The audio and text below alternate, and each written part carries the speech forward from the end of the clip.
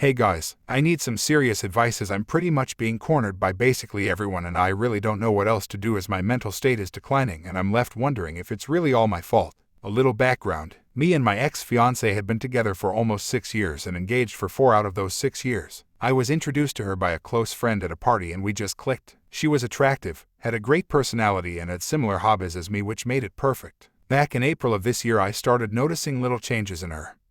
She started wearing more revealing clothes to work, started putting more makeup and etc. TBH, I had no problem with any of that stuff as it's her body. She can wear whatever and put however much makeup she wanted to, but what made things worse for me was when she started coming home late from work, or how instead of spending the weekend off with me, we both had weekends off from work, she instead was always going out. I once had asked her why she never invited me to come out with her, to which she replied that it's only girls' night out and that her other friends would not be happy if I tagged along as they were not bringing their own BF with them. It all came crashing down when me and her had a huge fight in June because she decided that instead of going out on a date with me, she told me how she already had made plans with her friends and that it was rude of her to cancel. That was it for me. I fucking blew up at her and we had a huge fight, which resulted in her packing her bags and leaving. I didn't hear from her for almost a week. None of her friends knew where she was and heck, none of her folks even knew what was going on until she finally contacted me and wanted to talk. Imagine my surprise when she confessed to me that there was another guy involved and how all this time she was hanging out with him when all this time she was lying to me about hanging with her friends. I fucking blew up.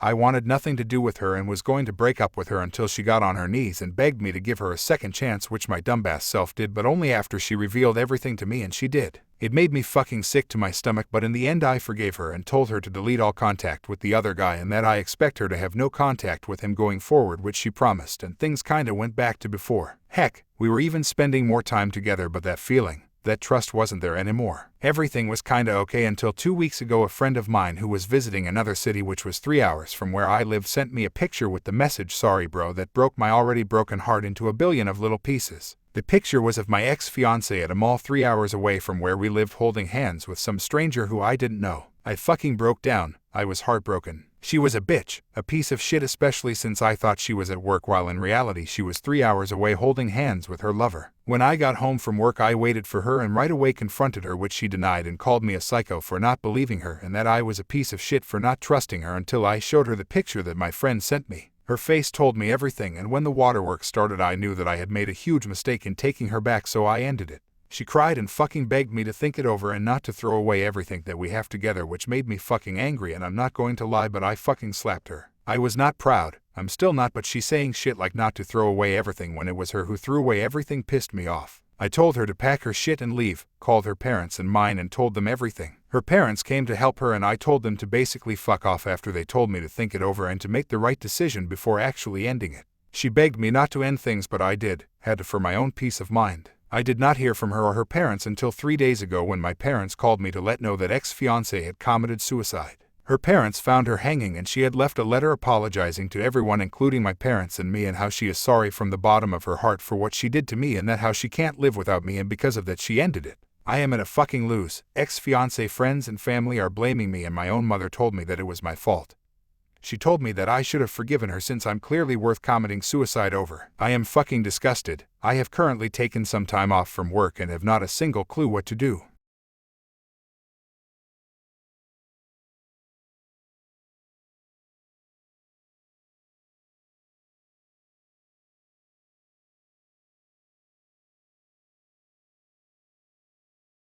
My 35 male wife, 35 female, and I were married 10 years ago yesterday. She has been working on a big project for the last few months. The last 4 weeks or so she has been putting in extra time, staying late, going in early, to finish up by deadline. This is a career maker for her. I work construction. With the rain we have had, we have crazy hours trying to make up time that we missed. So I work 12 HRS on the days it's nice, sometimes a little longer. If it's raining when I get up I don't go in. Some days we get sent home when it starts, too dangerous. I usually hit the gym for an hour or two. Thursday we started at 6 a.m, mid-morning starts to rain hard. We go home, I go to the gym as usual. I cut the workout short and head downtown to see wife Megan, to give her flowers and make plans for dinner that night if possible. We really haven't seen much of each other this week. I went to bed about 9 p.m. She wasn't home. Called earlier me, she is working late. Not unusual for past month. I stopped and got some flowers and went into her building about 12:30. Nishol was at the receptionist desk. I told her I got here later than I wanted. Could she put the flowers on Megan's desk?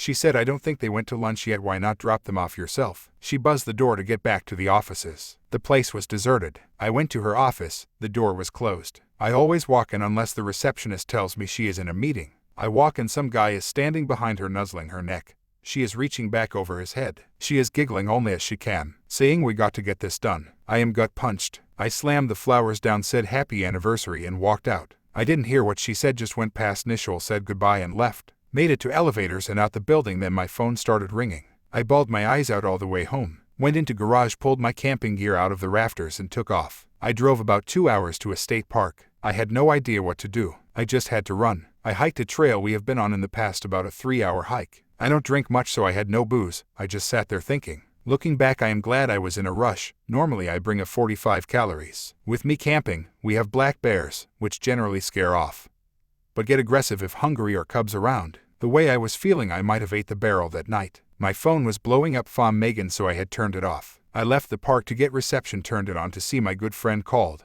I called him back. He said Megan called him to check on me, make sure I didn't do anything stupid. We talked a bit, told him I got to think this through, would catch up on Friday. So while I am thinking about this, I go over our marriage from the beginning to see what I missed. We come from completely opposite backgrounds. My grandfather raised me with my mom. He taught me about life. He had a little saying about everything. He told me marriage would be the hardest jobs I ever had. You had to work on it every day. God, I miss him. We did not have much. Heard mom and grandpa having many discussions about bills. They worked hard, and my brother and I did not miss out on anything we knew of. Megan was born into money. Not overly rich, but very comfortable. Went to a great college, always great clothes, new car, etc. And she is beautiful, 11/10 beautiful. I would joke with her if she coughed about the silver spoon getting stuck in her throat. We met, hit off, started dating. I was dumbfounded how such a woman would ever be with me. We dated quite a while before she told me about her parents and lifestyle. Our friends called us the model couple, because they thought we were so good looking we had to be models. Families were not as kind, afraid of the differences economically would come into play. Her dad and I started to get along, but my mom took some convincing.